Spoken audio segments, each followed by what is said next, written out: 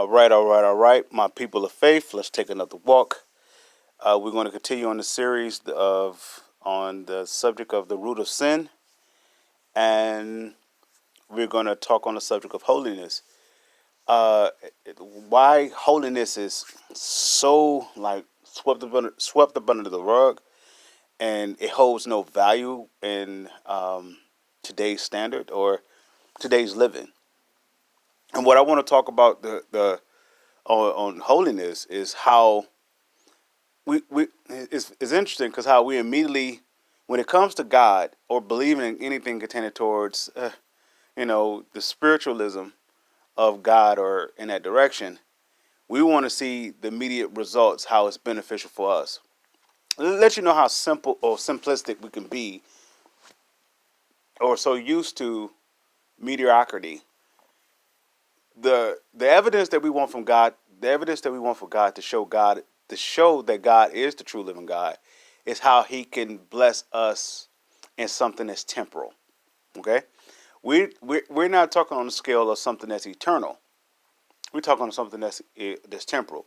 Okay, we want our health to be restored. We want wealth to be restored, or excuse me, we want to be secured in such a way that is in a temporal nature or the natural nature.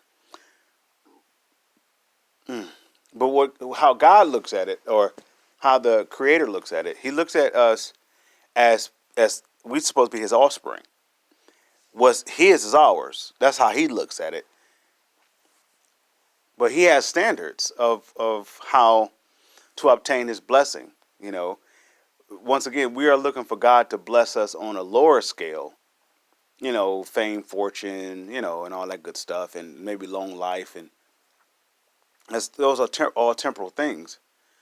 Especially in a day and time where we see a lot of unfortunate situations, that we want a little bit more security. And what you want a job that that secures you, or you want food that's endless supply of, or right now we are so selfish at heart. Our heart is so cold and malicious.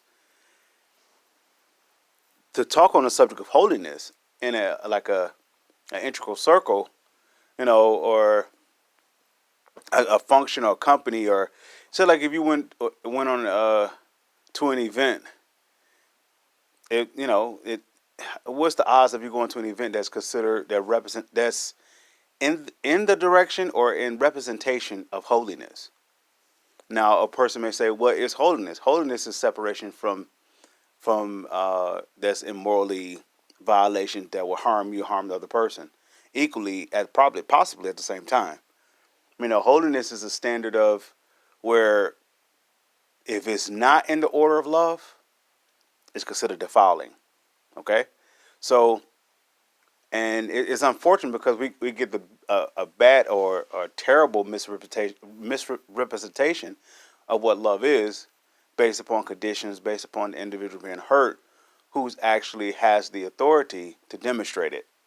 So I say all that to say the subject of holiness, how significant it should be in our life, and it shouldn't be based upon if we're going to get a blessing or something like that. It's just more so just having a soul that's that's constantly can receive love all the time, can constantly can give love all the time, that constantly can uh, give and receive joy, give and receive peace. This is what we consider this is what should be considered as a high standard, or something that we seek after, or something that we desire. Yet we want things that has nothing to do with that. So we'll try to get something that's temporal, even if it will cost us that. So the holiness lifestyle is separating from anything that's trying to rob you of the love of God, the joy of God, the peace of God. The joy of the Lord is our strength. The peace of God is our salvation, and the love of God is the hand of God, is the blessing. So if we have all three of those, we are never without. And for the individual may say, like, well, that covers that in the spiritual realm or the spiritual nature, But what about us in the natural? How are we going to eat? How we what what do we want to buy things and so forth? And I understand a person's perspective of how they may feel or how they even interpret, you know, uh, what is considered a blessing and what's not. What benefits you? Once again, I'll say this: how does it benefit you to have the whole world, but you can't enjoy it? How does it benefit you to have the whole world and there's no one to love you? How does it benefit you, or you can't even receive love yourself? How does it benefit you that you don't have a peace of mind and you have all this at your exposure, and but you have no peace of mind to be able to comprehend it? What good is it? So the blessing of God is nowhere near will be meat and drink. What I mean by meat and drink, it will be nothing that it will be through the natural physical. The blessing of God covers you spiritually because you are walking in the ordinances, or you're walking in the command, or you're walking up under the obedience and authority of God's order, which is the law of love. So this keeps you in holiness. It keeps you upright, right standing with God, and this enables you to have access to the kingdom of heaven. Okay, let me say this: everything that you physically see is based upon something you didn't see. Before there was a car, there was a thought. Right? Okay? So the person who invented the car, they had the thought of mobile transportation. But that came from the invisible. So if you have constant access to the invisible, you being without come on, man. I mean, it's almost almost impossible to be without. You have access to something that's far greater than something that's temporal, such as fame, fortune, you know, celebrity status, and all that good stuff. It really doesn't benefit you anything if you don't have love, joy, and peace.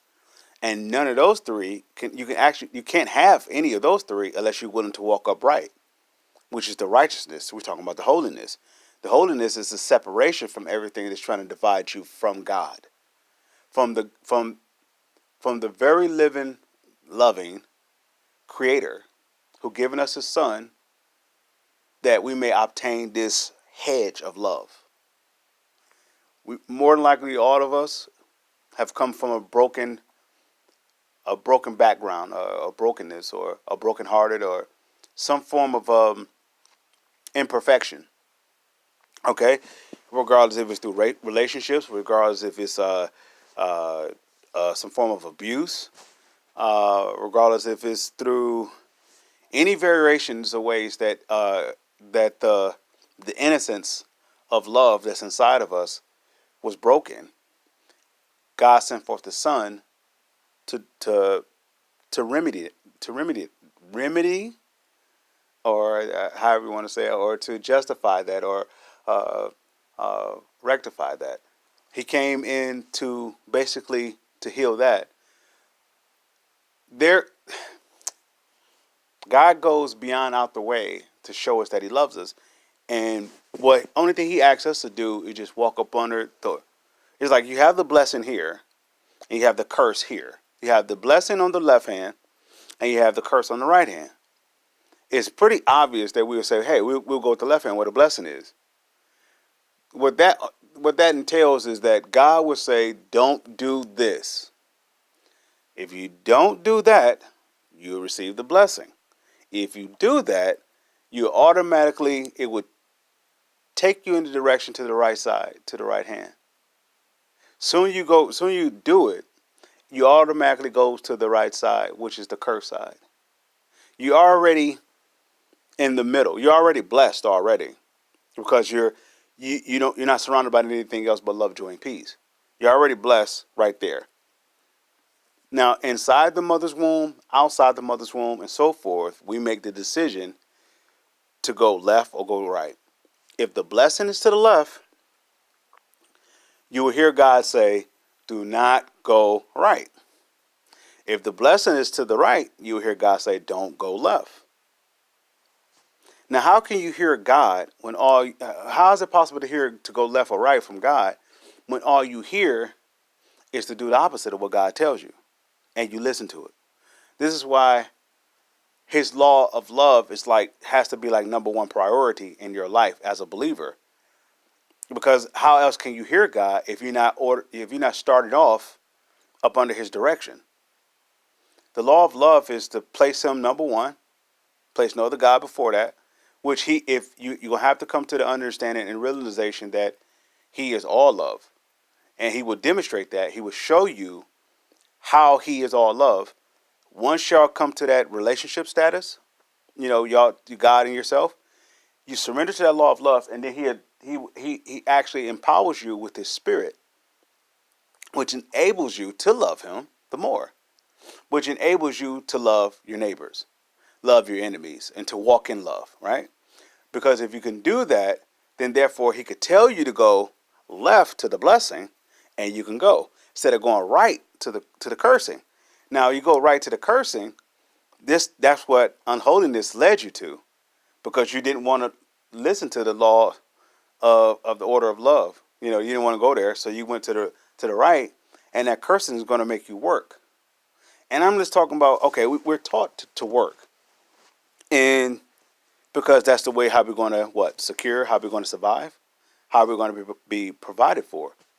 But like I said, if you have the blessing on you, God will tell you go left, and there is God presented you an ideal or something, whatever, prearranged from Him, that you do this one thing, and you're set for the rest of your life, and you don't have to go to the right. You don't have to work at all. Not only that, you become a blessing, not to have people to labor, but that blessing keeps on blessing. That everybody who's going up under that direction, they're blessed. Now you're talking about, that's the classic example of Abraham. Excuse me. Abraham, before Abraham was Abraham, he was Abram. And from my understanding, he was a moon worshiper. He didn't have really the God of Jehovah in his life. He didn't have, that God, the God of creator and all that good stuff. He wasn't in his life. He was a wanderer, so to speak, okay? So God came to him and gave him a proposition, an opportunity. You can go left or you can go right. He said, the proposition was, I want you to leave from all that you know and come follow me to a place you don't even know. You don't even know anything about me, but I want you to go. Now, this is the voice of God. Now, God will come to us in that self-centered way if we are humble at heart. Now, He's searching the earth to see who is separating from evil based upon the ones before them was teaching them what is evil, what is good. If it's not yours and you take it, that's evil. Right? Within every person, we know from good and evil based upon what God put inside of us. But the ones that's before us, or maybe our parents or guardians or anybody else through over time, may have indicated or showed us directions, what exactly, or more detail, what is good and what is evil. But ultimately, the good and evil, like sensor, is inside of our core of our soul. This is inside of not the core of our soul, but inside of our spirit. So God desires for us to walk in the righteousness of Him, which is the prosperity of Him, which is the provision of Him, which is the hand of Him, which is the blessing of Him, which is the love of Him. We get all of this. We are up under the law of His love. Now, what makes it so great, because the enemy comes in with a counter offer. You ain't got to do all that. You ain't got to be holy. You could do whatever you want. You could be a God in your own eyes. You could do how you want it. But one thing the enemy don't tell you once he give you that offer, that you're going to be his slave. And remember all this other stuff. If it's not up under God, well, there is no. If it's with God, there's love and joy and peace, whatever and all things that you do. There is no work, because you love what you do, you have joy what you do, you have peace what you do. How is that work? It only becomes work when it's something that you don't want to do, or it's something that there's no love in it, there's no joy in it, and there's no peace in it. If you get one of those three out of there, I don't know. I'm not too keen on it. But if you get all three, I want to say that's God in it. And you will never find any of those three in something that's evil. such as anything that's sinful or anything that's keeping you not to be holy. Now, I talked on a prior video or a prior series, I'm sorry, about pornography, the effects of it, and how it draws in everything else. Somebody will say, well, I love to have sex, or I love to eat, or I love to do that. So is that a blessing of God? No, actually, that's not the blessing of God. Well, God is talking about that, because all that does is, as that's an indication of your soul being broken, your mind, will, emotion, intellect, and imagination.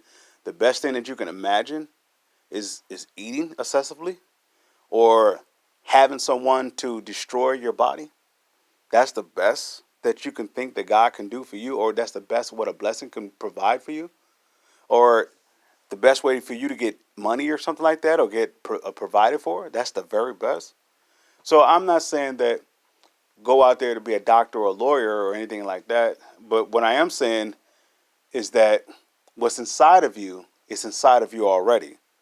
No one can create that. It's already inside of you.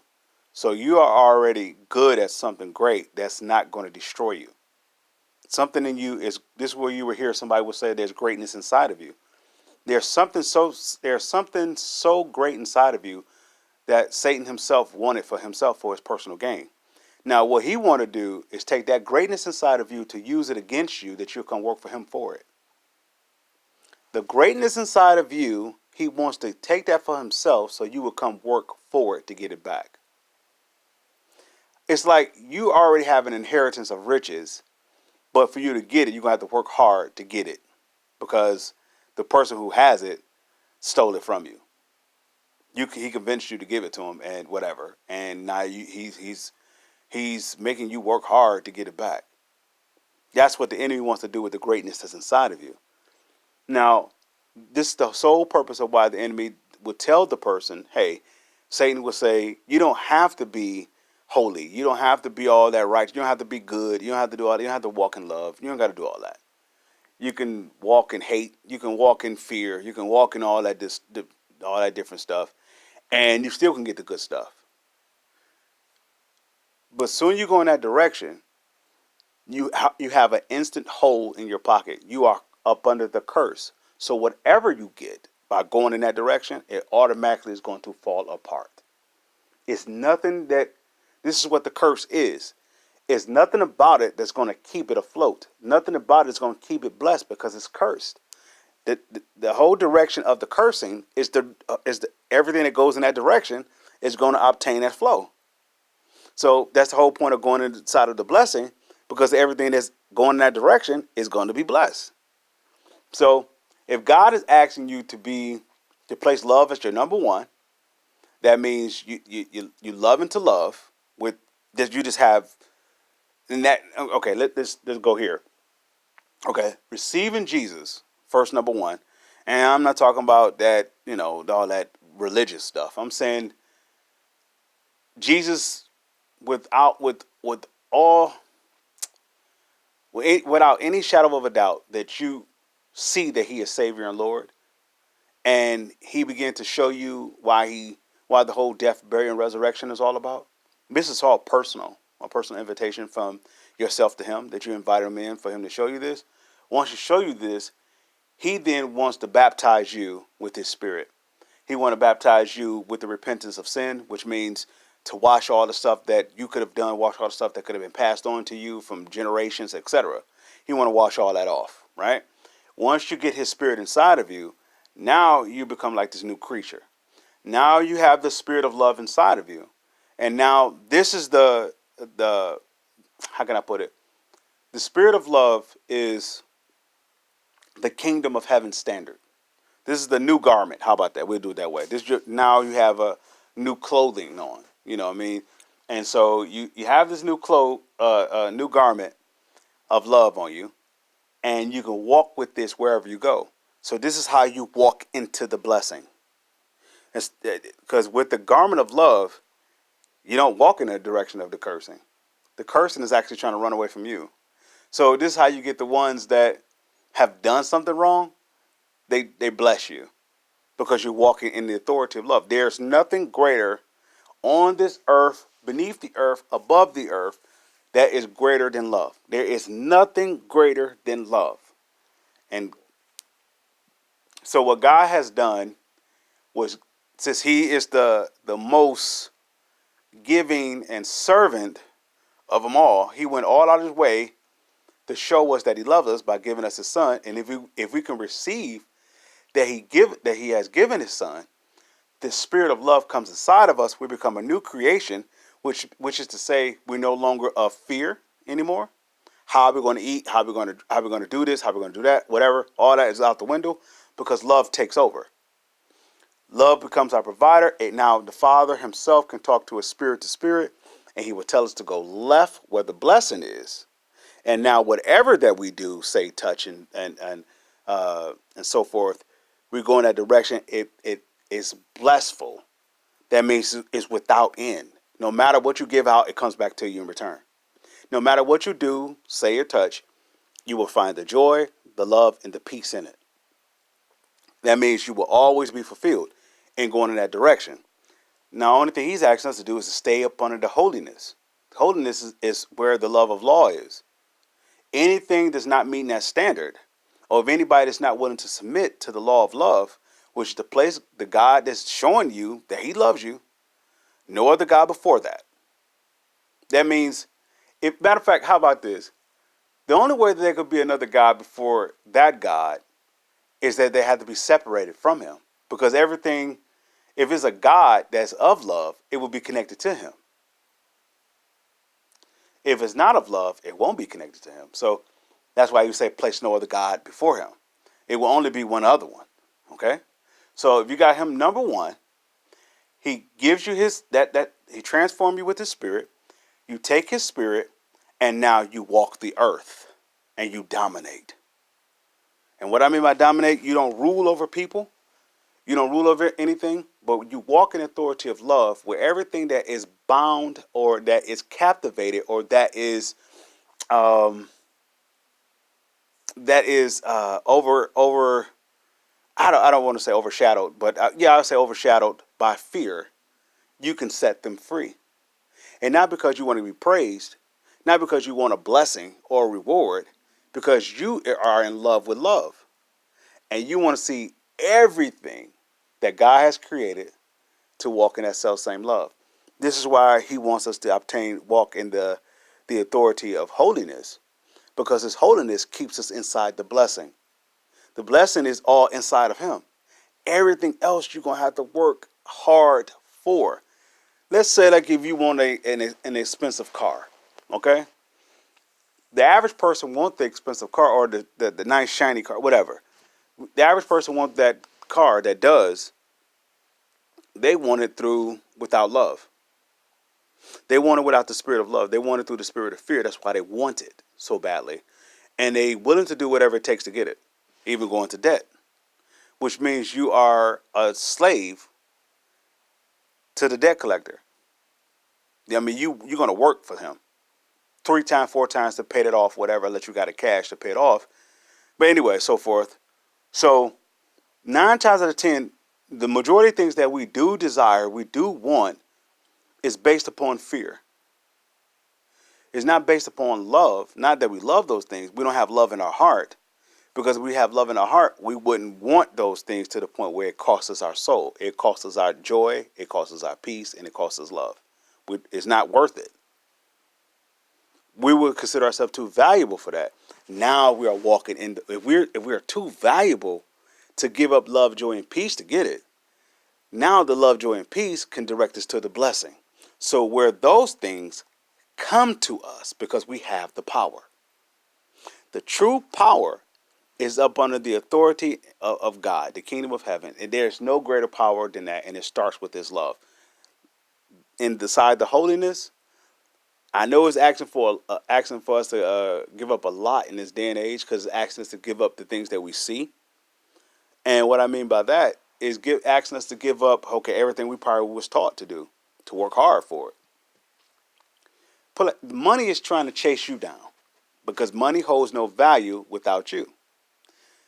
Materialistic things hold no value without your faith. If you don't believe that he's going to take care of what he's going to take care of, it serves no purpose. that owner can't sell that product unless you have to purchase that product. He needs you. But the object of it is to get you to get it without you knowing that he needs you. The object of it is to get you to come purchase it without you knowing that he needs you. So now here comes the whole plot, the whole deception, the whole manipulation type ordeal. This is where you get those deals that seem too good to be true, because they are. Because you're going to have to work hard for it. Am I against anybody working? Actually, I am. I I will, instead of working, and what I mean by working is doing something that you don't want to do, something that you don't have no joy in doing, or peace, no love in doing. How about doing your purpose while God prearranged for you to be here on this earth? And I'm sure it wasn't for someone to lay on their back and let men or let women or whatever to destroy you. And I'm sure it wasn't that for you to take off your clothes and all that good stuff, or for you to. Now, don't get me wrong. If you enjoy, I will never come against anybody who's doing anything of something of integrity, or something that's uh, morally satisfying, that it doesn't cost you a destruction of yourself, not soon off, but later down the road. If you're a janitor, there's nothing wrong with it. God can make you a trillionaire for being a janitor. How is that possible? He's God. There's no limitations with him. He has a person right now that can set you up with a contract, whatever. He his overall desire that we come to the knowledge of him, and that we be saved. Saved from what? Saved from fear, because fear is going to lead us to the damnation, and damnation is going to lead us to the pit of hell. It's going to lead us to a pit of darkness. Now, I understand the glitz and glamour is on television, on the radios, and they sell it. I get it. But we have a choice. This is nothing new. This started from the start of mankind. This is nothing new. It will always be good versus evil until evil is officially wiped off, until going to the lake of fire. You know, but right now God has given us an opportunity to be holiness on the earth and show our dominance, or show his dominance on the earth, or showing that we can be dominant through him. Well, we don't have to work whatever, but we could fulfill our purpose while we were created in our mother's womb, you know. So with that being said, my people of faith, this is part two, the continuation of the root of sin, and we are on the subject of holiness. And holiness is a well ordered. I'm sorry, I can't get that right.